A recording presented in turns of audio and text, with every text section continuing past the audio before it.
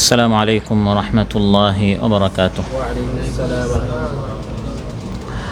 الحمد لله العزيز القوي الغالب، وأشهد أن لا إله إلا الله وحده لا شريك له زين السماء بالنجوم والكواكب وخلق الإنسان من طين لازب، وأشهد أن سيدنا ونبينا محمدًا عبد الله ورسوله رسول أهل المشارق والمغارب، وخير عابد وقانت وتائب، صلى الله تعالى عليه وعلى آله وصحبه أهل الفضائل والمواهب.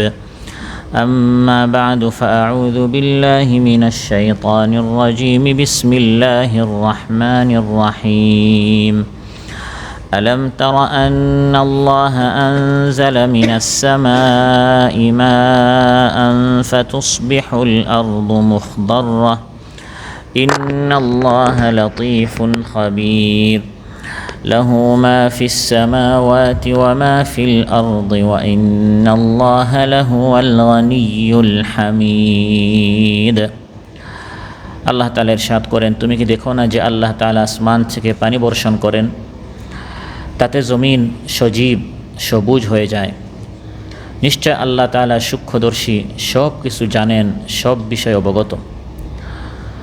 তার জন্য রয়েছে যা কিছু আসমান সমূহে এবং যা কিছু জমিনে। আর নিশ্চয় আল্লাহ তাআলা তিনিই হচ্ছেন অমুখাপেক্ষী এবং প্রশংসিত। উমসালাল লেবার সিটি এই মসজিদে আয়োজিত আজকের মাহফিলে উপস্থিত সম্মানিত মুসল্লি ভাইরা, সূরাতুল হাজ থেকে দুটি আয়াত 63 এবং 64 নম্বর আয়াত তিলাওয়াত করে এর সহজ সরল বাংলা অনুবাদ উপস্থাপন করলাম। এই দুই আয়াতে আল্লাহ তাআলা তার ওয়াহদানিয়ত, একত্ববাদ সম্পর্কে আলোচনা করেছেন।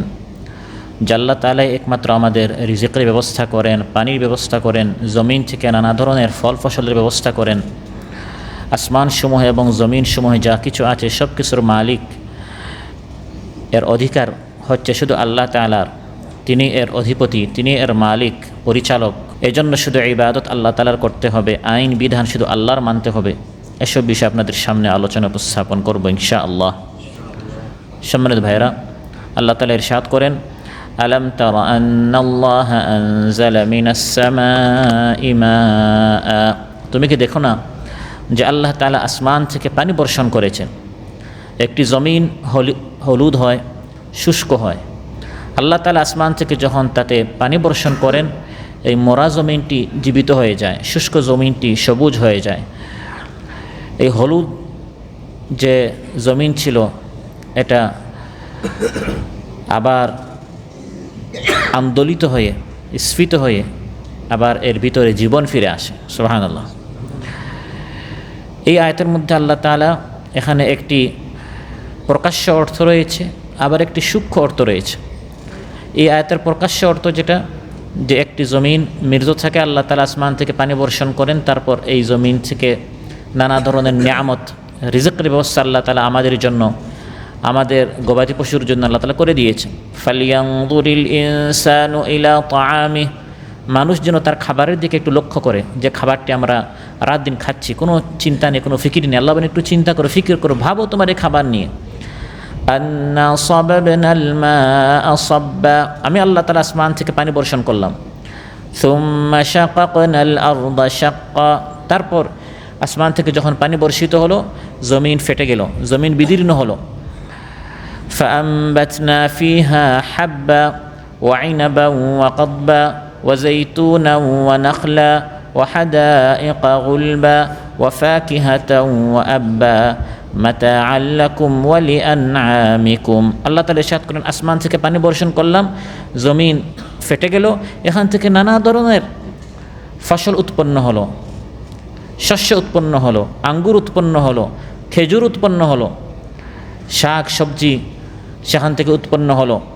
মাতাআল লাকুম ওয়া লিআনআমিকুম, তোমাদের জন্য আর তোমাদের গবাদি পশুর জন্য রিজিক, খাবার আমি আল্লাহ তাআলা এই পানি আসমান থেকে বর্ষণ করে জমিন থেকে আমি আল্লাহ তাআলা বের করে দিলাম।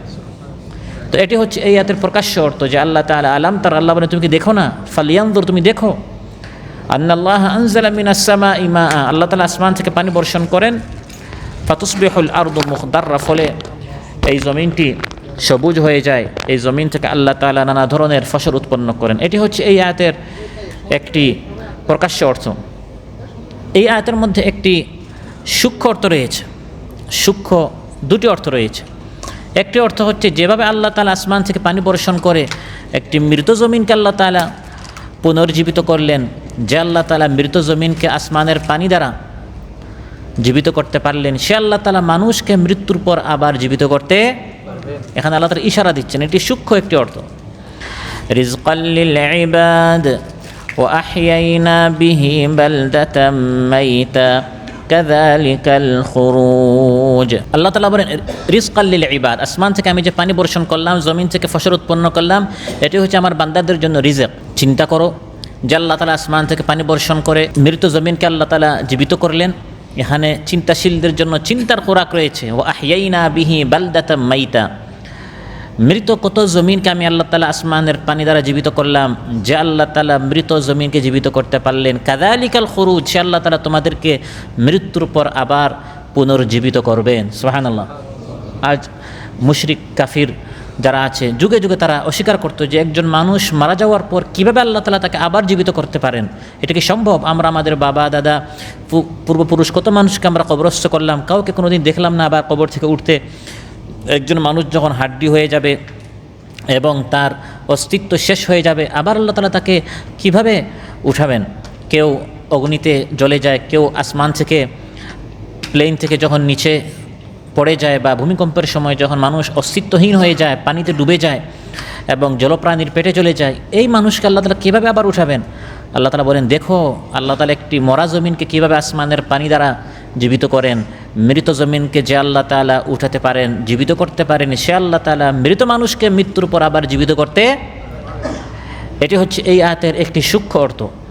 অনুরূপভাবে এই আয়াতের মধ্যে সূক্ষ্ম আরেকটি অর্থ রয়েছে, যে আল্লাহ তাআলা বৃষ্টি বর্ষণ করে, আসমান থেকে পানি বর্ষণ করে, পানির এই ছিটাফুটার মাধ্যমে একটি শুষ্ক জমিনকে আল্লাহ তাআলা শ্যামল করতে পারেন, সুন্দর করতে পারেন, সবুজ করতে পারেন।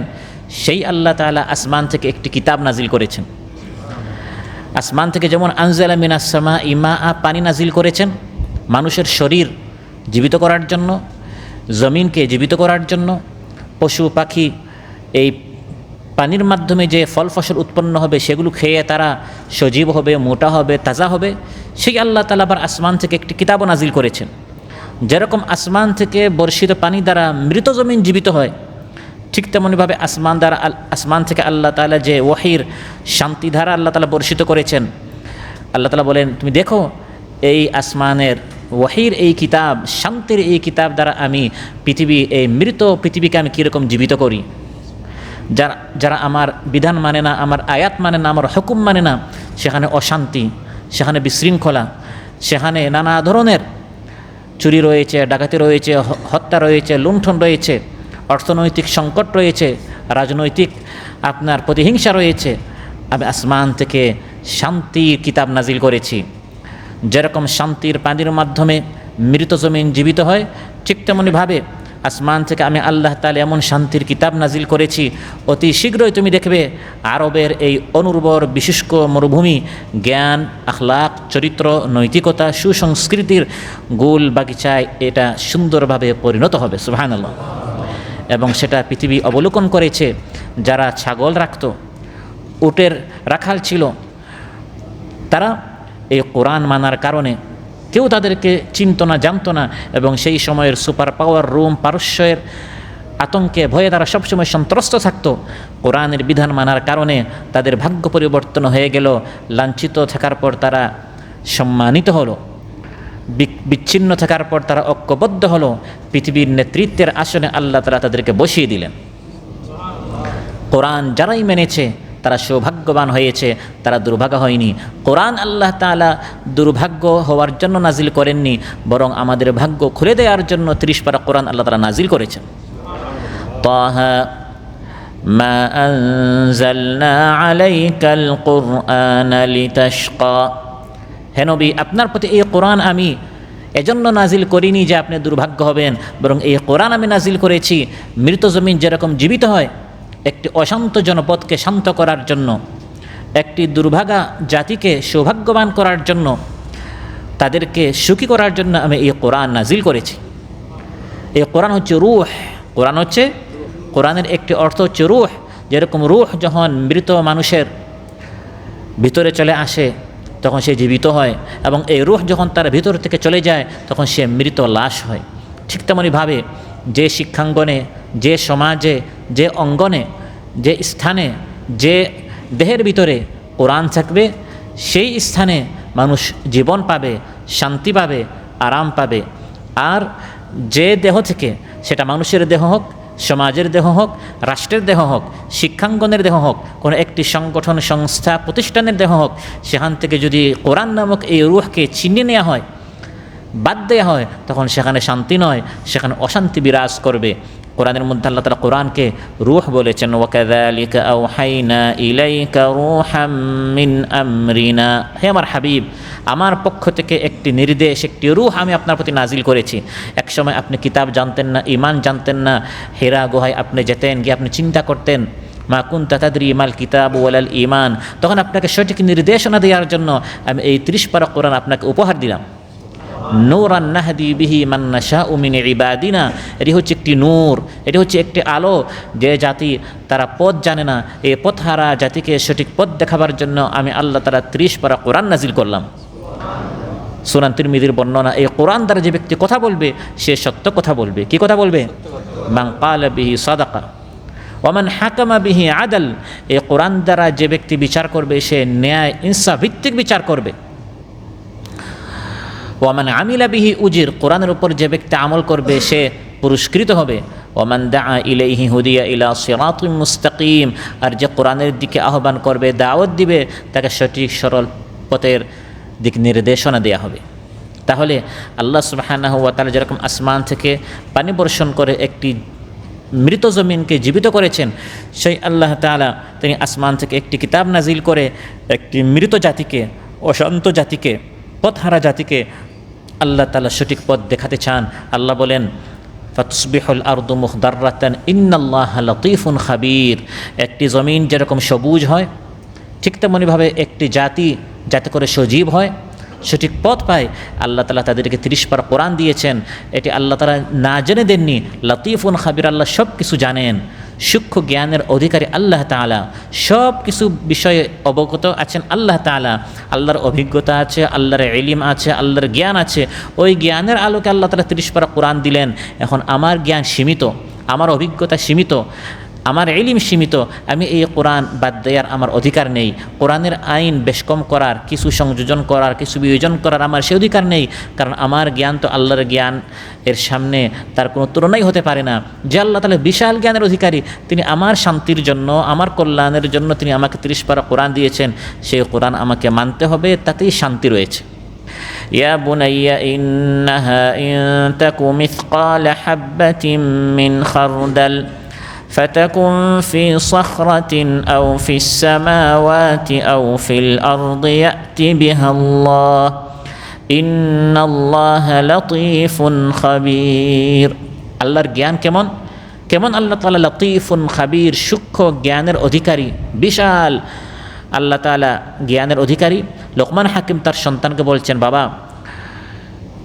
কোনো একটি সরিষার দানা যদি কোনো পাথরের ভিতরে হয়, বা আসমানের কোনো লুকায়িত জায়গায়, বা জমিনের কোনো গোপন স্থানও যদি হয়, সেই সরিষার দানা, ছোটো থেকে ছোটো এই দানাটিও আল্লাহ তাআলা জানেন, সেটাকে আল্লাহ তাআলা সামনে নিয়ে আসতে পারেন। সেই বিশাল জ্ঞানের অধিকারী আল্লাহ তাআলা তার জ্ঞানের আলোকে আমাদেরকে 30 পারা কোরআন দিয়েছেন আমার আপনার কল্যাণের জন্য, আমাদের জীবনে শান্তি সৃষ্টি করার জন্য। অতএব এই কোরআনের আলোকে আমার আপনার জীবন গঠন করতে হবে, আল্লাহর কালামের আলোকে আমার আপনার জীবনকে আলোকিত করতে হবে। এই আল্লাহ সুবহানাহু ওয়া তাআলা যিনি আসমান থেকে পানি বর্ষণ করে জমিনটাকে সজীব করেন, আল্লাহ বলেন এই আসমানও আমার, এই জমিনও আমার।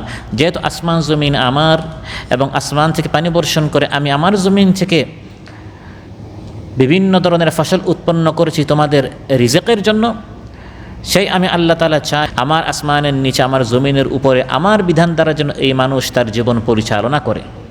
কারণ আসমানটাও আমার, জমিনটাও আমার, মানুষটাও আমার। লাহু মা ফিস সামাওয়াতি ওয়া মা ফিল আরদ ওয়া ইন্নাল্লাহা লাহুয়াল গনিয়ুল হামিদ। আল্লাহ তাআলা বলেন লাহু মা ফিস সামাওয়াতি ওয়া মা ফিল আরদ। আল্লাহকে বাদ দিয়ে তুমি অন্যের আইন মানো কিভাবে? অন্যের বিধান প্রতিষ্ঠা করার জন্য তুমি চেষ্টা করো কিভাবে, সংগ্রাম করো কিভাবে, চিৎকার করে তুমি স্লোগান দেও কিভাবে যে আমি আল্লাহর আইন চাই না, অথচ তুমি যে চিৎকার দিচ্ছ যে জমিনের উপর, এই জমিনটাও আল্লাহর, যে আসমানের নিচে সেই আসমানটাও আল্লাহর, তুমিও আল্লাহর, তোমাকে এই শক্তিটাও কে দিয়েছেন? আল্লাহ দিয়েছেন। আল্লাহ তাআলা বলেন লাহু মা ফিস সামাওয়াতি ওয়া মা ফিল আরদ। আসমানসমূহ এবং জমিনসমূহে যা কিছু আছে সব কিছুর মালিক হচ্ছেন আল্লাহ তাআলা। আল্লাহ তাআলা, তার নাম হচ্ছে আল্লাহ। তার নাম কি? এই আল্লাহ শব্দের প্রত্যেকটি অংশ দিয়ে আল্লাহ তাআলা এটা প্রমাণিত করেছেন, আমাদেরকে বুঝিয়ে দিয়েছেন যে আসমানসমূহ এবং জমিনের মালিক হচ্ছেন একমাত্র আল্লাহ তাআলা। এখানে ইবাদত শুধু আল্লাহর করতে হবে, গোলামি শুধু আল্লাহর করতে হবে, আইন বিধান চালু করতে হবে শুধু কার? পুরা শব্দটি হচ্ছে আল্লাহ। আল্লাহ এই পুরা শব্দ দ্বারা তিনি তার পরিচয় এভাবে তুলে ধরছেন, আল্লাহু লা ইলাহা ইল্লাহু আল হাইয়ুল কাইয়্যুম লা তাখুযুহু সিনাতুন ওয়ালা নাওম লাহু মা ফিস সামাওয়াতি ওয়া মা ফিল আরদ। আল্লাহ তিনি কে? লা ইলাহা ইল্লাহু, তিনি ছাড়া কোনো সত্য মাবুদ নেই। তিনি আছেন, তিনি ছিলেন, তিনি থাকবেন। আল হাইয়ুল কাইয়্যুম, তিনি চিরন্তন, তিনি চিরঞ্জীব, কোনো তন্দ্রা নিদ্রা তাকে স্পর্শ করতে পারে না। লাহু মা ফিস সামাওয়াতি ওয়া মা ফিল আরদ, আসমানসমূহ এবং জমিনে যা কিছু আছে সব আল্লাহ তাআলার। কে আছে এমন যে আল্লাহর অনুমতি ছাড়া সুপারিশ করতে পারবে, শাফাআত করতে পারবে? এরকম কেউ? মান যাল্লাযী ইয়াশফাউ ইনদাহু ইল্লা বিইযনিহি ইয়ালামু মা বাইনা আইদিহিম ওয়া মা খালফাহুম, যা সামনে যা পিছনে সব আল্লাহ তাআলা জানেন। আল্লাহর ইলম সম্পর্কে আমরা কিছুই জানি না, ততটুকু ছাড়া যতটুকু আল্লাহ তাআলা আমাদেরকে অবহিত করেছেন, জানিয়ে দিয়েছেন, এর বাহিরে আমাদের কোনো জ্ঞানই নেই। ওয়ালা ইউহিতুনা বিশাইইম মিন ইলমিহি ইল্লা বিমা শা, তার ক্ষমতা, তার কুরসি, তার ইলম, তার কুদরত কতটুকু? আল্লাহ বলেন ওয়াসিআ কুরসিয়্যুহুস সামাওয়াতি ওয়াল আরদ। আল্লাহর সিংহাসন, আল্লাহর কুরসি, আল্লাহর ক্ষমতা শুধু উপরে তা নয়, শুধু নিচে তা নয়, শুধু বাংলাদেশে তা নয়, শুধু আরব দেশে তা নয়, আস-সামাওয়াতি ওয়াল আরদ, আসমানসমূহ জমিন সর্বত্র আল্লাহর হুকুম, আল্লাহর রাজত্ব, আল্লাহর বাদশাহী রয়েছে। ওয়ালা ইয়াউদুহু হিফযুহুমা, বিশাল রাজত্ব নিয়ন্ত্রণ করতে, পরিচালনা করতে, হেফাজত করতে, সংরক্ষণ করতে আবার আল্লাহ ক্লান্ত হন না, আল্লাহ তাআলা হিমশিম খান না। ওয়া হুয়াল আলিয়্যুল আযীম, তিনি সুউচ্চ, তিনি সুমহান। এই আয়াতের মধ্যে আল্লাহ তাআলা আমাদেরকে জানিয়ে দিয়েছেন যে সার্বভৌমত্বের মালিক হচ্ছেন একমাত্র আল্লাহ। এই আয়াতের নাম হচ্ছে আয়াতুল কুরসি। কুরসি মানে কি? গদি। কুরসি মানে গদি। আয়াতুল কুরসি গদির আয়াত। এই আয়াতকে বলা হয়েছে আযমু আয়াতিন ফি কিতাবিল্লাহ, কোরআনে কারিমের সবচেয়ে গুরুত্বপূর্ণ আয়াত। মহানবী সাল্লাল্লাহু আলাইহি ওয়াসাল্লাম একবার হযরত উবাই বিন কাব রাদিয়াল্লাহু আনহু জিজ্ঞাসা করলেন, হে উবাই, আতাদরি আইয়ু আয়াতিন মিন কিতাবিল্লাহি মাআকা আযম, তুমি কি জানো যে কোরআনের সবচেয়ে গুরুত্বপূর্ণ আয়াত কোনটি? হযরত উবাই বললেন, আল্লাহু লা ইলাহা ইল্লা হুয়াল হাইয়ুল কাইয়্যুম। মহানবী সাল্লাল্লাহু আলাইহি ওয়াসাল্লাম জিজ্ঞাসা করলেন কোন আয়াত উত্তম, তিনি উত্তর দিয়ে দিলেন যে আল্লাহু লা ইলাহা ইল্লা হুয়াল হাইয়ুল কাইয়্যুম হচ্ছে সর্বোত্তম আয়াত। মহানবী সাল্লাল্লাহু আলাইহি ওয়াসাল্লাম খুশি হলেন। তার হাতে গড়া সাহাবী ছাত্র উবাই বিন কাব সঠিক উত্তর দিয়েছেন। মহানবী সাল্লাল্লাহু আলাইহি ওয়াসাল্লাম তার সদর, তার সিনায় হাত দিলেন আর বললেন, লিয়াহনিকাল ইলমু আবাল মুনদির, সঠিক উত্তর দিয়েছ, এজন্য তোমাকে মুবারকবাদ। কোরআনে কারীমের সবচেয়ে গুরুত্বপূর্ণ আয়াত, সবচেয়ে গুরুত্বপূর্ণ, সবচেয়ে ফজিলতপূর্ণ আয়াত হচ্ছে আয়াতুল কুরসি, গদির আয়াত। কারণ এই আয়াতের মধ্যে সবচেয়ে বড় সমস্যার সমাধান আল্লাহ তাআলা করে দিয়েছেন। গদিতে আপনি কাকে বসাবেন, গদি থেকে আপনি কাকে সরাবেন, এই আয়াতের মধ্যে আল্লাহ তাআলা বলে দিয়েছেন আয়াতুল কুরসি। আমরা মুসলমানেরা শুধু নামাজের পর আয়াতুল কুরসি পড়ি, কি পড়লাম বুঝি না। এই আয়াতের মধ্যে আল্লাহ তাআলা বলে দিয়েছেন যে আল্লাহর হুকুম দ্বারা আল্লাহর আসমানের নিচে আল্লাহর জমিনের উপর দেশ পরিচালনা করবে, গদিতে তাকে বসাতে হবে। আমি নামাজের পর ঘুমানোর আগে আয়াতুল কুরসি পড়লাম, কিন্তু সময় মতো যে আল্লাহর হুকুম চায় না, আল্লাহর হুকুম মুছে দিতে চায়, তাকে আমি গদিতে বসালাম। এই জন্য গদি সমস্যার কারণে দেশের মধ্যে, সমাজের মধ্যে অশান্তি সৃষ্টি হচ্ছে। যাতে করে এই অশান্তি দূরীভূত করে শান্তি আমরা সৃষ্টি করতে পারি, শান্তি আমরা আমাদের সমাজে, আমাদের দেশে যাতে করে শান্তি সৃষ্টি হয়, আল্লাহ তাআলা এই আয়াতের মধ্যে বলে দিয়েছেন হুকুম চলবে একমাত্র আল্লাহর। আল্লাহু লা ইলাহা ইল্লাহু, আল্লাহ ছাড়া কোনো সত্য মাবুদ নেই। ইবাদত, হুকুম, আইন শুধু আল্লাহর চলবে। যারা আল্লাহর জমিনে আল্লাহর দ্বীন কায়েম করতে চায় তাদেরকে গদিতে বসান, তাহলে আপনি দেখবেন আপনার সমাজের মধ্যে শান্তি বিরাজ করবে। সুবহানাল্লাহ। আল্লাহ পুরা শব্দ দ্বারা আল্লাহ তাআলা তার পরিচয় তুলে ধরেছেন। আল্লাহ শব্দের প্রথম আলিফটা যদি আমরা বাদ দিই তখন শব্দ হয়ে যাবে লিল্লাহ। তখন শব্দ কী হয়ে যাবে? আলিফ লাম, লাম হা দ্বারা আল্লাহ শব্দ। আপনি যদি প্রথম আলিফ বাদ দিয়ে দেন তখন শব্দটি হয়ে যায় লিল্লাহ। লিল্লাহ শব্দ দ্বারা আল্লাহ তাআলা তার পরিচয় কোরআনের মধ্যে দিয়েছেন, লিল্লাহি মা ফিস সামাওয়াতি ওয়া মা ফিল আরদি ওয়া ইন তুবদু মা ফি আনফুসিকুম আও তুখফুহু ইউহাসিবকুম বিহিল্লাহ। আসমান সমূহ এবং জমিনে যা কিছু আছে সব কিছুর মালিক হচ্ছেন একমাত্র লিল্লাহর প্রথম লাম আপনি বাদ দিয়ে দেন হয়ে যাবে লাহু। হয়ে যাবে কি? শুধু একটা লাম আর হাদি হয়ে যায় লাহু। লাহু দ্বারাও যদি আপনি আল্লাহর পরিচয় জানতে চান কোরআন আপনাকে জবাব দিবে। যেমন আমার আলোচ্যাত আল্লাহ তাআলা বলেছেন, লাহু মা ফিস সামাওয়াতি ওয়া মা ফিল আরদ, আসমান সমূহ এবং জমিনে যা আছে সব কার?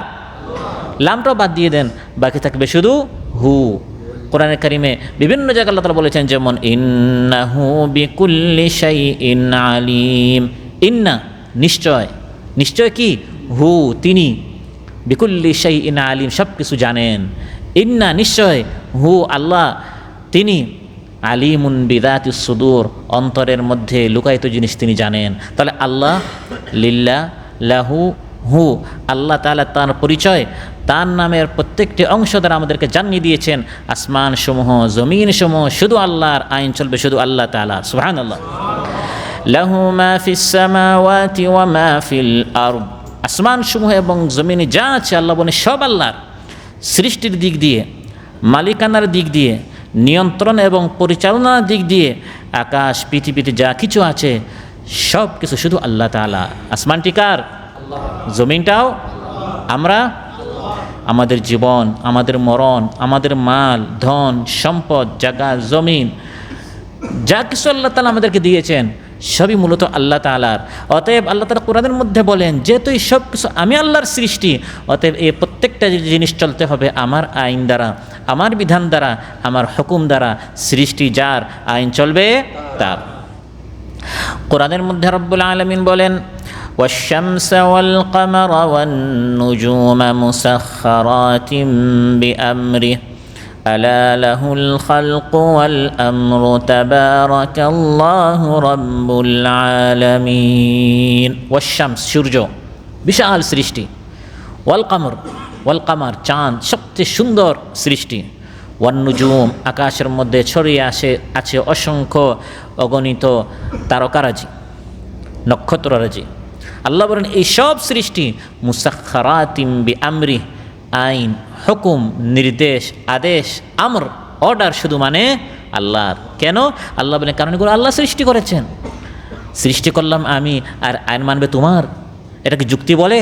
আল্লাহ বলেন না, আল্লাহুল খালকু ওয়াল আমর, যিনি সৃষ্টি করেছেন, খালক পয়দা সৃষ্টি যিনি করেছেন, ওয়াল আমর নির্দেশ, আদেশ, হুকুম, আইন তারই মানতে হবে। হযরত ইউসুফ আলাইহিস সালাম যখন কারাগারে গেলেন, তার সাথে দুইজন সঙ্গী কারাগারে গেল।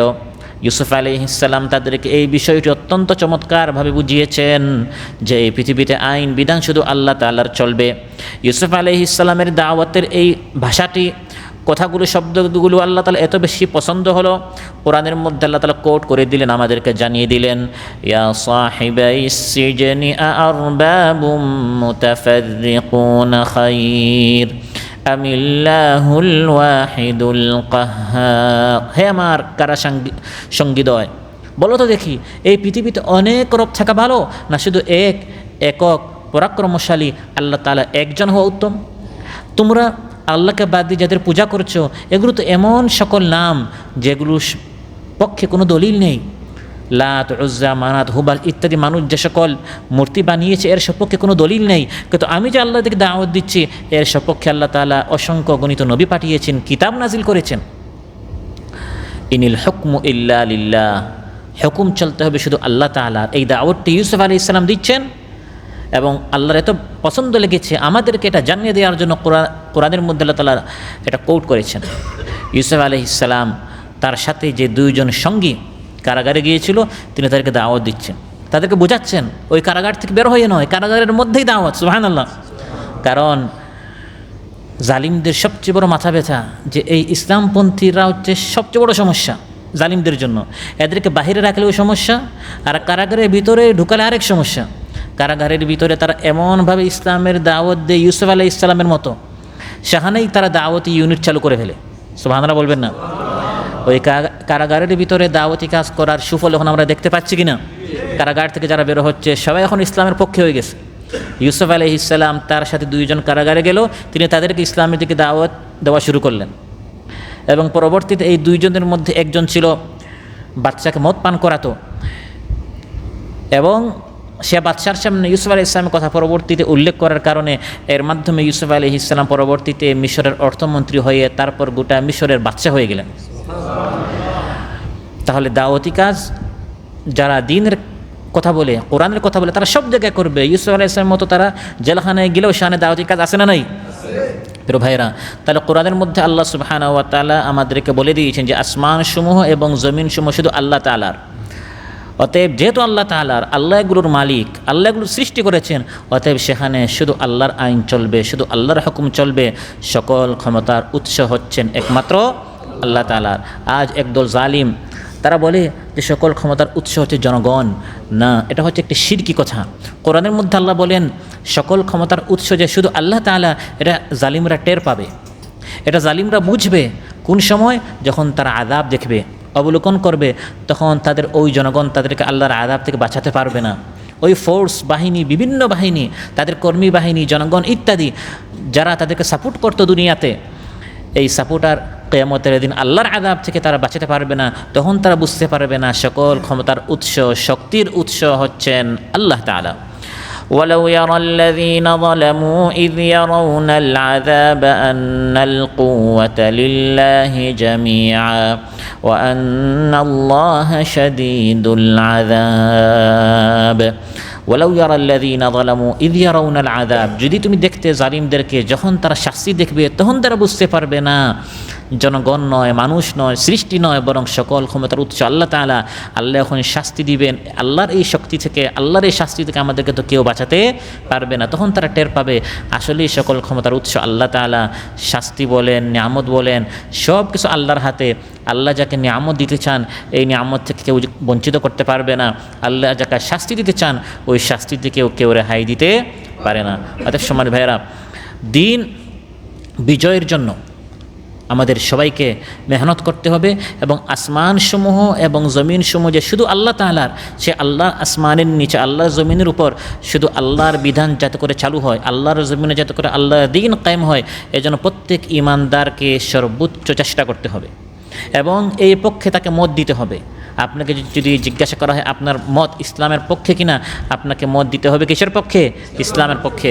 এবং মতটা এরকম হতে হবে যে আমি চাই আল্লাহর আসমানের নিচে, আল্লাহর জমিনের উপর, আল্লাহর এই জমিনে আল্লাহর দ্বীন প্রতিষ্ঠিত হোক। এটি হচ্ছে ইবাদতের অংশ, এটি হচ্ছে ইসলামের অংশ। নামাজ যেমন ইবাদত, রোজা যেমন ইবাদত, তিলাওয়াত যেমন ইবাদত, ইসলামের পক্ষে মত দেওয়াটাও হচ্ছে ইবাদত।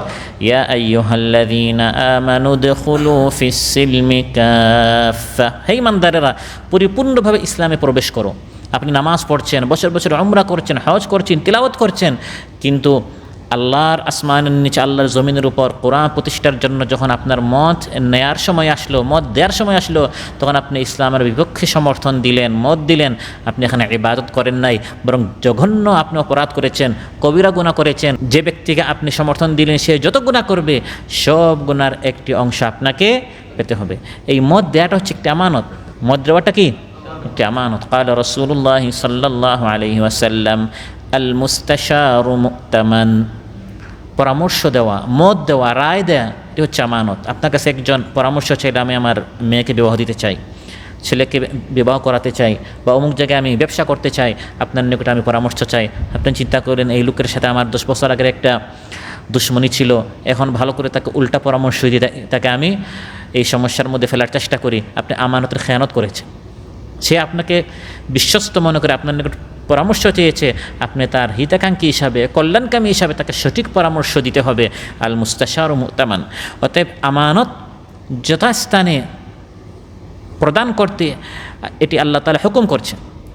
ইন্নাল্লাহা ইয়া'মুরুকুম আন তুআদ্দুল আমানাতি ইলা আহলিহা ওয়া ইযা হাকামতুম বাইনান নাসি আন তাহকুমু বিল আদল। আল্লাহ তাআলা ইরশাদ করেন, নিশ্চয় আল্লাহ তোমাদেরকে হুকুম করছেন, এটা আল্লাহর হুকুম কি, আন তুআদ্দুল আমানাতি ইলা আহলিহা, আমানত যথাস্থানে আদায় করতে হবে। আপনার মত আল্লাহ এবং তার রসুল সাল্লাল্লাহু আলাইহি ওয়াসাল্লাম তার কোরআনের পক্ষে না বিপক্ষে, পক্ষে দিলে আপনি আমানত যথাস্থানে আপনি প্রদান করলেন, আর যদি বিপক্ষে আপনি দিয়ে থাকেন তাহলে আপনি আমানতের খেয়ানত করেছেন। ইয়া আইয়ুহাল্লাযীনা আমানু লা তাখুনুল্লাহা ওয়ার রাসূলা ওয়া তাখুনু আমানাতিকুম ওয়া আনতুম তা'লামুন। হে ঈমানদারেরা, জেনে শুনে আল্লাহ এবং তার রাসূলের খেয়ানত করো না, নিজেদেরও তোমরা আমানতের খেয়ানত করো না। এই আমানতের মতামত নামক এই আমানতটি আপনি যথাযোগ্য যথাস্থানে প্রদান করেছেন কিনা এই সম্পর্কে বান্দা কিয়ামতের দিন আল্লাহর সামনে জিজ্ঞাসিত হবে। অতএব আপনি একটি জিনিস জানেন, এর পক্ষে আপনাকে সাক্ষী দিতে হবে, ইনসাফের পক্ষে, শান্তির পক্ষে, ন্যায়ের পক্ষে আপনাকে সাক্ষী দিতে হবে। এটি হচ্ছে সত্য সাক্ষ্য, এটি হচ্ছে সত্য সাক্ষ্য। আর আপনি দুনিয়ার লোভে, মোহে, ভয়ে কোনো কারণে সত্যের সাক্ষ্য না দিয়ে অন্যায়ের পক্ষে, স্বৈরাচারের পক্ষে, যারা চাঁদাবাজ, যারা চুরি করে, যারা ডাকাতি করে, যারা দুর্নীতি করে, যারা মানুষের হক নষ্ট করে, তার পক্ষে আপনি সাক্ষী দিলেন, আপনি সত্যের পক্ষে নয় মিথ্যার পক্ষে আপনি সাক্ষী দিয়েছেন, সত্যটি গোপন করেছেন, আপনি অসত্য প্রকাশ করেছেন। আল্লাহ বলেন কোরআনের মধ্যে, এর চেয়ে বড় জালিম কে হতে পারে? আপনি একজন জালিম কোরআনের ভাষায়। ومن أظلم ممن كتم شهادة عنده من الله। এর চেয়ে বড় জালিম কে হতে পারে? যে ব্যক্তি কোনো সাক্ষ্যকে গোপন করবে। সাক্ষ্য, সত্যের সাক্ষ্য গোপন করা যাবে না, বরং সত্যের পক্ষে আপনাকে সাক্ষ্য দিতে হবে, নিজের রায় দিতে হবে। ওয়ালা তাকতুমুশ শাহাদা, আল্লাহ তাআলা বলেন শাহাদাত, সাক্ষ্য গোপন করো না। ওয়ামান ইয়াকতুমহা ফাইন্নাহু আথিমুন কলবুহু, যে সাক্ষ্যকে গোপন করবে সে নিজেকে গুনাহের মধ্যে পতিত করলো, সে গুনাহগার হবে। ইবনে মাজাহ এসেছে, রাসূল সাল্লাল্লাহু আলাইহি ওয়াসাল্লাম ইরশাদ করেন, লান তাজুলা কাদামু শাহিদি জুরি হাত্তা ইউজিবাল্লাহু লাহুন নার। যে ব্যক্তি মিথ্যার পক্ষে রায় দিবে, সাক্ষ্য দিবে, সে জানে যে এই লোকটা জালিম, তারপরেও তার পক্ষে সমর্থন দিল। সে জানে যে এই লোকটা ঘুষখোর, সুদখোর, মানুষের জায়গা জমি দখল করবে, অন্যায় করবে, অবিচার করবে, তার কারণে মানুষ মারা যাবে, হত্যা করবে, মানুষের ঘর বাড়ি জ্বালিয়ে দিবে, পুরা এলাকার মধ্যে অশান্তি সৃষ্টি করবে, তারপরেও তার পক্ষে সাক্ষী দিল। সাক্ষী মানে কি? সাক্ষীর অর্থ হচ্ছে আপনি এই কথা বলছেন যে আমার জানা মতে এই লোকটা সবচেয়ে যোগ্য, আমি তাকে সমর্থন দিলাম, সে যদি এখানে প্রতিষ্ঠিত হয় তাহলে তার মাধ্যমে এখানে শান্তি প্রতিষ্ঠিত হবে। আপনি জানেন তার মাধ্যমে অশান্তি সৃষ্টি হবে, আপনি তার পক্ষে রায় দিলেন, তাহলে আপনি মিথ্যা সাক্ষী দিলেন, আপনি মিথ্যা রায় দিলেন। মহানবী সাল্লাল্লাহু আলাইহি ওয়াসাল্লাম ইরশাদ করেন, যে ব্যক্তি এই ধরনের মিথ্যা সাক্ষী দিবে, কিয়ামতের দিন এই ব্যক্তি তার পা উঠাতে পারবে না জাহান্নামে না যাওয়া পর্যন্ত। অর্থাৎ তার ঠিকানা অবশ্যই জাহান্নাম হবে, তাকে জাহান্নামে যেতে হবে।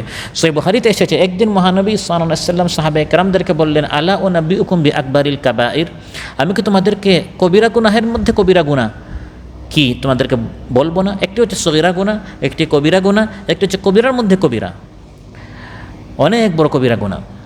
তিনবার বলার পর মহানবী সাল্লাল্লাহু আলাইহি ওয়াসাল্লাম ইরশাদ, আল ইশরাকু বিল্লাহ, সবচেয়ে বড় কবিরা হচ্ছে আল্লাহর সাথে শিরিক করা। ওয়া উকুকুল ওয়ালিদাইন, মাতা পিতাকে কষ্ট দেওয়া, মাতা পিতার হক নষ্ট করা। মহানবী সাল্লাল্লাহু আলাইহি ওয়াসাল্লাম হেলান দিয়ে অবস্থায় ছিলেন, তিনি বসলেন। এরপরে কথাটি আরও গুরুত্বপূর্ণ, মারাত্মক বিষয়, অনেক মানুষ এই গুনাহে লিপ্ত। সেটা কি? আলা ওয়া কাউলুজ জুর, আলা ওয়া শাহাদাতুজ জুর, মিথ্যা কথা বলা, মিথ্যা সাক্ষী দেয়া, মিথ্যার পক্ষে রায় দেয়া, মিথ্যার পক্ষে মত দেয়া। এই কথাটি মহানবী সাল্লাল্লাহু আলাইহি ওয়াসাল্লাম বারবার বলছিলেন। সাহাবায়ে কেরামদের কষ্ট হচ্ছিল যে আমার নবীর কষ্ট হচ্ছে, তিনি বারবার বলছেন, ফামা যালা ইউকাররিরুহা হাত্তা কুলনা লাইতাহু সাকাত। অতএব একজন মুসলমান হিসেবে, ইমানদার হিসাবে, এটি হচ্ছে ইমানের অংশ। ইমানের গুরুত্বপূর্ণ একটি হিস্সা ইমানদারের বিশ্বাস হতে হবে লাহু মা ফিস সামাওয়াতি ওয়া মা ফিল আরদ, আসমানসমূহ জমিনের মালিক আল্লাহ তাআলা। এই আসমানসমূহ এবং জমিন আল্লাহর আইন দ্বারা যদি পরিচালিত হয় তাহলে সেখানে শান্তি হবে। আর আল্লাহর আইন বাদ দিয়ে অন্যের আইন, অন্যের বিধান, অন্যের হুকুম দ্বারা যদি এটা পরিচালিত কেউ করতে চেষ্টা করে, অপচেষ্টা করে, সে যেমন গুনাহগার হবে, আমি যদি তাকে সুযোগ করে দিই আমিও সমানভাবে গুনাহগার হব। এখন এমন যদি অবস্থা সামনে আসে, আমার আত্মীয়, আমার পছন্দের কেউ, আমার দলের কেউ, সে এটা বিশ্বাস করে না যে আল্লাহর সার্বভৌমত্বের বিষয়ে সে বিশ্বাস করে না, সে বিশ্বাস করে আল্লাহর আইন বাদ দিয়ে মানবরচিত বিভিন্ন বিধিবিধান দ্বারা দেশ ও সমাজ পরিচালিত হোক। কিন্তু এই লোকটা আপনার নিজের, আপনার দলের, আপনার আত্মীয়, আপনার কাছের লোক, সে চায় আল্লাহর জমিন থেকে আল্লাহর দ্বীনকে মুছে দিতে। এখন আপনার পছন্দের বলে, আপনার দলের বলে, আপনার আত্মীয় বলে তার পক্ষে সমর্থন দেয়া যাবে না। কোরআনের মধ্যে আল্লাহ তাআলা বলেন আল্লাহর বিধানের বিষয়ে কোনো ছাড় দেওয়া যাবে না, বরং এই বিষয়ে একজন ইমানদারকে শক্ত থাকতে হবে যে আমি সবসময় আল্লাহর পক্ষে। আমার বিপক্ষে, আমি যদি নিজের বিপক্ষে আমাকে যেতে হয়, মা বাবার বিপক্ষে যদি যেতে হয়, কখনো সত্যের বিষয়ে কোনো আপোষ করা যাবে না, কখনো মিথ্যার পক্ষে যাওয়া যাবে না। সূরাতুন আনজালনাহা ওয়া ফারাদনাহা ওয়া আনজালনা ফিহা আয়াতিন বাইয়িনাতিন লাআল্লাকুম তাযাক্কারুন। আল্লাহ তাআলা ইরশাদ করেন আমি একটি সূরা নাজিল করলাম, বিধিবিধান নাজিল করলাম, এবং ওয়া ফারাদনা এটি ফরজ বিধান, এটা সুন্নত নয়, নফল নয়, এবং অনেক আয়াত নাজিল করেছি যাতে করে তোমরা উপদেশ গ্রহণ করো। হুকুমটি কি? আল্লাহ বলেন কোনো নরনারী যদি জিনাবে বিচার করে, অবিবাহিত, তাকে 100টি বেত্রাঘাত করতে হবে। আল্লাহ বলেন এই হুকুমের ক্ষেত্রে ওয়ালা তাখুদকুম বিহিমা রাফাতুম ফি দীনিল্লাহ, সে তোমাদের যদি আত্মীয় হয়, ছেলে হয়, ভাই হয়, বেবিচার করলো, ভাই বলে ছাড়া যাবে না, আত্মীয় বলে, নিজের দলের বলে, নিজের প্রিয় বলে, আল্লাহর বিধান এখানে লঙ্ঘন করা যাবে না, তাকে ছাড় দেওয়া যাবে না। আল্লাহ বলেন লা তাখুদকুম বিহিমা রাফা ফি দীনিল্লাহ, আল্লাহর দ্বীনের ক্ষেত্রে যদি তোমরা আল্লাহ এবং পরকালে বিশ্বাসী হও, ইন কুনতুম তুমিনুনা বিল্লাহি ওয়াল ইয়াউমিল আখির, আল্লাহ এবং পরকালে যদি বিশ্বাসী হও, দ্বীনের বিষয়ে কোনো ছাড় দেওয়া যাবে না। যে লোকটা আমার দলের, আমার প্রিয়, এটা বাদ দিয়ে দেই, তাহলে আমি নিজের দলের ক্ষেত্রে ছাড় দিলাম, অন্যের ক্ষেত্রে আমি বজ্র কঠোর, তাহলে বোঝা গেল আমি আল্লাহর চেয়ে আমার আত্মীয়কে, আমার প্রিয়কে বেশি ভালোবাসছি। অথচ ইমানের দাবি হচ্ছে একজন ইমানদার সবচেয়ে বেশি আল্লাহকে ভালোবাসতে হবে, আল্লাহ রাসূল সাল্লাল্লাহু আলাইহি ওয়াসাল্লামকে ভালোবাসতে হবে। আর আমাদের সমাজের বড় একটি শ্রেণীর মানুষের সমস্যা হচ্ছে দুনিয়ার লোভের সামনে যখন তাকে প্রলোভন দেখানো হয় 100, 200, 1000, 2000, 5000 টাকার জন্য সে দুর্বল হয়ে যায়, আদর্শ ভুলে যায়। আল্লাহ তাআলা আসমান সমূহ এর যে মালিক, শুধু আল্লাহর বিধান দ্বারা আসমান জমি যে পরিচালিত হতে হবে, এই বিষয়টি সে মুহূর্তের ভিতরে, এক রাতে, এক দিনে সে ভুলে যায় যে আগামী কয়েক বছর যে এই 2, 3, 5,000 টাকা যদি আমি নেই, দীর্ঘ এক সময় আমাকে যে অশান্তির আগুনে জ্বলতে হবে, এগুলো মানুষ ভুলে যায়। কোরআনের মধ্যে আল্লাহ তাআলা ইরশাদ করেন নিজের সাক্ষীর উপর অটল থাকিও, টাকা পয়সা নিয়ে দুনিয়ার কোনো লোভে দুর্বল হয়ে যাইও না। কুনু কাওয়ামিনা লিল্লাহি শুহাদা বিল কিসতি, আল্লাহর জন্য সত্যের সাক্ষীর বিষয়ে তুমি শক্ত থাকবে। কোনো প্রলোভন, কোনো ভয় যেন তোমাকে সত্য থেকে বিচ্যুত করতে না পারে। তুমি জেনেছো যে এই লোকটা সৎ, এই লোকটা অসৎ, এই লোক আল্লাহর জমিনে আল্লাহর দ্বীন কায়েম করতে চায়, এই লোক আল্লাহর জমিন থেকে আল্লাহর বিধানকে মুছে দিতে চায়, এই লোক ন্যায়সা ভিত্তিক সমাজ প্রতিষ্ঠা করতে চায়, আর এই লোক অন্যায়, অবিচার, অত্যাচার, পাপাচার সমাজের মধ্যে প্রতিষ্ঠা করতে চায়। এটা জানার পর এই অপরাধী লোক যদি তোমাকে টাকা পয়সা দিয়ে, তোমাকে দুনিয়ার কোনো জিনিস দ্বারা তোমাকে দুর্বল করতে চায়, আল্লাহ বলেন তুমি অটল থাকো, মজবুত থাকো, তুমি কখনো এই সত্য এর পথ থেকে তুমি বিচ্যুত হবে না। তুমি তার কাছ থেকে সামান্য টাকা নিলে, তোমার আখিরাত তুমি ধ্বংস করে দিলে। সে দুনিয়াতে 5 বছর 10 বছর একটু সুখ শান্তি করার জন্য আরেকজনকে দুনিয়াতে প্রতিষ্ঠিত করে তুমি তোমার আখিরাত ধ্বংস করবে। আল্লাহর নবী বলেন এর চেয়ে হতভাগা বুকার কেউ হতে পারে না। আপনি তো 2, 3, 4, 5,000 টাকা নিলেন, তারপরে 5-10 বছর আপনাকে কষ্ট করতে হবে, তাকে তো আর খুঁজে পাবেন না। তাকে দুনিয়াতে প্রতিষ্ঠিত করতে গিয়ে আপনি আপনার আখিরাতটা ধ্বংস করে দিলেন। আপনি না দুনিয়া পেলেন, না আখিরাত পেলেন। সে দুনিয়াতে একটু প্রতিষ্ঠিত হওয়ার জন্য, আরও জুলুম অত্যাচার করার জন্য তাকে সুযোগ করে দিলেন, আর তার আখিরাতটা আপনি কী করে ফেললেন? ধ্বংস করে দিলেন। ইবনে মাজাহ এসেছে একটি হাদিস, আশকান নাস মান বাআ আখিরাতাহু বিদুনিয়া গায়রি, ওই ব্যক্তি সবচেয়ে বেশি ক্ষতিগ্রস্ত যে অপরের দুনিয়া অর্জনের স্বার্থে নিজের আখিরাতকে সে ধ্বংস করে দিল। অতএব ফালা তাত্তাবিউল হাওয়া আন তা'দিলু, আদের ইনসাফের ক্ষেত্রে নিজের মনের ইচ্ছা অনুযায়ী চলিও না। মন বলছে টাকাটা নিয়ে নেই, এই 2, 3, 4, 5 হাজার টাকা দ্বারা আপনার তো 1-2টা সমস্যার সমাধান হতে পারে এই টাকা দিয়ে, কিন্তু এরপরে যে আরও বড়ো সমস্যা হবে, সংকট আসবে, বিপদ আসবে, ওটা শয়তান ভুলিয়ে দেয়। আল্লাহ বলে মনের মতো করে চলিও না, বরং সত্যের উপর অটল থাকিও।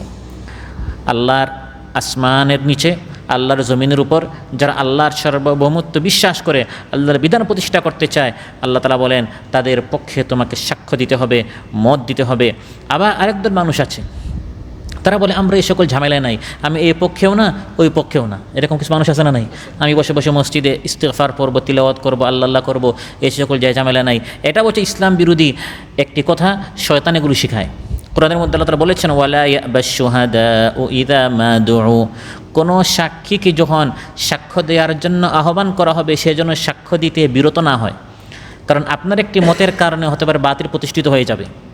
আপনি একটি মত না দেওয়ার কারণে সত্যপন্থীদের মত একটু কমে গেল, বাতিলপন্থীদের মত একটু ভারী হয়ে গেল, ফলে বাতিলপন্থীরা প্রতিষ্ঠিত হয়ে যত জুলুম, অত্যাচার, নিপীড়ন, নিষ্পেষণ চালাবে, চুরি ডাকাতি করবে, একসময় এসে আপনাকে মসজিদ থেকে বের করে দারসুল কোরআন আপনাকে দিতে দিবে না। দারসুল কোরআন বন্ধ, আর আপনি এখানে বসে বসে আল্লাহ করলেন, একসময় মসজিদ তারা ভেঙে ফেলবে, আপনাকে এখান থেকে বের করে দিবে। তখন তো আপনার এই দিকটা আপনি করতে পারবেন না, তখন তো আপনি আল্লাহ করতে পারবেন না। এই জন্য আল্লাহর নির্দেশ হচ্ছে ভালো কাজে পরস্পর সহযোগিতা করা। আর একটা ভালো কাজ, যারা আল্লাহর জমিনে আল্লাহর দ্বীন কায়েম করতে চায়, আপনি তাদেরকে আপনি সহযোগিতা করবেন, এটা আল্লাহর নির্দেশ। ওয়া তাআওয়ানু আলাল বিররি ওয়াত তাকওয়া ওয়া লা তাআওয়ানু আলাল ইসমি ওয়াল উদওয়ান। এটি ঝামেলা নয়, এগুলো ঝামেলা নয়, এগুলো ভালো কাজ, সৎ কাজ। সমাজ থেকে অন্যায় দূর করা, চুরি দূর করা, ডাকাতি দূর করা, ইসলাম বিরোধী শিক্ষা বন্ধ করে ইসলামী শিক্ষা চালু করা, অপরাজনীতি বন্ধ করে ইসলামী সুন্দর রাজনীতি চালু করা, সুদ ভিত্তিক অর্থনীতি বন্ধ করে ইসলামী অর্থনীতি চালু করা, এর জন্য যে সংগ্রাম আন্দোলন, আপনাকে এর পক্ষে মত দিতে হবে। ওয়া তাআওয়ানু আলাল বিররি ওয়াত তাকওয়া, ভালো কাজে, তাকওয়ার কাজে, সৎ কাজে, পুণ্যের কাজে আল্লাহ বলেন পরস্পর সহযোগিতা করো, একজন আরেকজনকে সাহায্য করো। আসমান সমূহ এবং জমিনে শুধু আল্লাহর রাজত্ব কেন চলবে? আল্লাহ তাআলা বলেন কারণ ওয়া ইন্নাল্লাহা লাহুয়াল গানিয়্যুল হামিদ, কারণ সকল সৃষ্টি আল্লাহর মুখাপেক্ষী, তিনি কারো মুখাপেক্ষী নন। সুবহানাল্লাহ। যেহেতু আল্লাহ তাআলা অভাব শূন্য, অমুখাপেক্ষী, সেই সত্তা সকল পরিপূর্ণতা, ক্ষমতার অধিকারী, সকল অবস্থায় প্রশংসার যোগ্য হচ্ছেন একমাত্র আল্লাহ তাআলা। ওয়া ইন্নাল্লাহা লাহুয়াল গানিয়্যুল হামিদ। আমি আপনি যদি বলি আমরা আল্লাহকে মানি না, আমরা আল্লাহর আইন চাই না, আল্লাহ বলেন তাতে আমার কিছু আসে যায় না। সুবহানাল্লাহ। তাই আল্লাহ বলেছেন আসমান সমূহ জমিন সব আল্লাহর। আর শুনো, আমার গুণগান গাও, আমার জিকির করো, আমার জমিন আমার দিন কায়েম করার জন্য যে আমি তোমাদেরকে বলছি, তাতে কিন্তু আমার কোনো লাভ হবে না, কারণ আমি আল্লাহ হচ্ছি লাহুয়াল গানিয়্যুল হামিদ, আমি সবার থেকেও মুখাপেক্ষী, আমি নিজে প্রশংসিত। তোমরা আমার প্রশংসা না করলেও, তোমরা যদি আমার জমিন আমার দিন কায়েম না করো, আসমান জমিন পাহাড় পর্বত নক্ষত্ররাজি নদ নদী যত সৃষ্টি আছে তারা কিন্তু আমার প্রশংসা করেছে, তারা কিন্তু আমার আইন দ্বারা পরিচালিত। সুবহানাল্লাহ। অতএব আমরা যদি আল্লাহর জমিনে আল্লাহর দিন কায়েম করতে চাই, আল্লাহর বিধান যদি আমরা প্রতিষ্ঠা করতে চাই, তখন আমাদের লাভ। আর যদি আমরা এখান থেকে পৃষ্ঠ প্রদর্শন করে আল্লাহ বলেন আমি তোমাদেরকে সরিয়ে আরেক জাতি নিয়ে আসবো, তারা আমার জমিনে আমার দিন কায়েম করবে। ওয়া ইন তাকফুরু, যদি কুফরি করো, মুখ ফিরিয়ে চলে যাও, অস্বীকার করো না আমরা আল্লাহকে মানি না, আমরা শরিয়াতে বিশ্বাস করি না, নাউযুবিল্লাহ, আমরা যাকাত মানি না, আমরা পর্দা মানি না, আল্লাহ বলেন মানিও না। শুনে রাখো ফা ইন্না লিল্লাহি মা ফিস সামাওয়াতি ওয়াল আরদ ওয়া ইন তাকফুরু, যদি কুফরি করো, এত সুন্দর করে বুঝালাম, বললাম আমার পক্ষে আসো, আসমান আমার জমিন আমার, তারপর যদি না মানো, শুনে রাখো আসমান সমূহ জমিন যা আছে সব আল্লাহর। ওয়া কানাল্লাহু গানিয়্যান হামিদা, আল্লাহ কিন্তু অমুখাপেক্ষী, নিজে প্রশংসিত। আল্লাহ চাইলে তোমাদেরকে সরিয়ে দেবেন এখান থেকে। ইয়াশা ইউযহিবকুম আইয়ুহান নাস ওয়া ইয়াতি বিআখারিন ওয়া কানাল্লাহু আলা যালিকা কাদিরা, আমার বিধান যদি ভালো না লাগে আমি তোমাকে এখান থেকে সরিয়ে দিব, তোমার পতন ঘটাবো। এরকম আল্লাহ তাআলা আমাদেরকে দেখিয়ে দিয়েছেন কিনা? আল্লাহর হুকুম ভালো লাগে না, আল্লাহর বিধান ভালো লাগে না, আল্লাহর আইন ভালো লাগে না, আল্লাহ বারবার বলেছেন সরাতে পারি সরাতে পারি সরাতে পারি, তার বিশ্বাস হয় না, সে বলে আমরা করোনা থেকে আরও শক্তিশালী। তো আল্লাহ তাআলা দেখিয়ে দিলেন যে আল্লাহ তাআলা কীভাবে সরাতে পারেন, কীভাবে পতন ঘটাতে পারেন, কীভাবে আল্লাহ তাআলা এখান থেকে সরিয়ে আরেক জাতিকে বসাতে পারেন যারা কোনোদিন কল্পনাও করে নাই তারা বসবে, সুবহানাল্লাহ। আল্লাহ তাআলা কীভাবে ক্ষমতা দিতে পারেন, ক্ষমতা কেড়ে নিতে পারেন, সুবহানাল্লাহ। এখন যারা আছে আল্লাহ তাআলা বলছেন, ভবিষ্যতে যারা আসবে তাদেরকে আল্লাহ তাআলা বলছেন এই জমিন আমার, আসমান আমার, বিধান আমার চলবে। যদি আমারটা ভালো না লাগে, আগে এক জাতিকে সরিয়ে দিয়েছি, তোমাদেরকে বসিয়েছি, আবার তোমাদেরকে সরিয়ে আরেক জাতিকে আমি বসাতে পারি। আল্লাহ সুবহানাহু ওয়া তাআলা আমাদের সবাইকে বলার চেয়ে শোনার চেয়ে বেশি আমল করার তৌফিক দান করুন। আমাদের দেশকে আল্লাহ তাআলা ইসলামের জন্য কবুল করুন। বাংলাদেশে ন্যায়, ইনসাফ, ইসলাম প্রতিষ্ঠা হয়েছে, এই সুন্দর চমৎকার শান্তির দৃশ্য দেখে আল্লাহ তাআলা আমাদের চক্ষুকে শীতল করুন, আমাদের দিলকে ঠান্ডা করুন। আল্লাহ তাআলা আমাদের দেশ থেকে জুলুম, অত্যাচার, নিষ্পেষণ, নিপীড়ন, স্বৈরাচারী এই সকল যে তৎপরতা চলছে এখন পর্যন্ত, এগুলো দূর করে দেশের মধ্যে আল্লাহ তাআলা শান্তি সৃষ্টি করুন। আমাদের মধ্যে যার যে পেরেশানি আছে আল্লাহ তাআলা পেরেশানি মুক্ত করুন। সুবহানাকাল্লাহুম্মা বিহামদিকা আশহাদু আল্লা ইলাহা ইল্লা আনতা আস্তাগফিরুকা ওয়া আতুবু ইলাইক। আসসালামু আলাইকুম ওয়া রাহমাতুল্লাহি ওয়া বারাকাতুহু।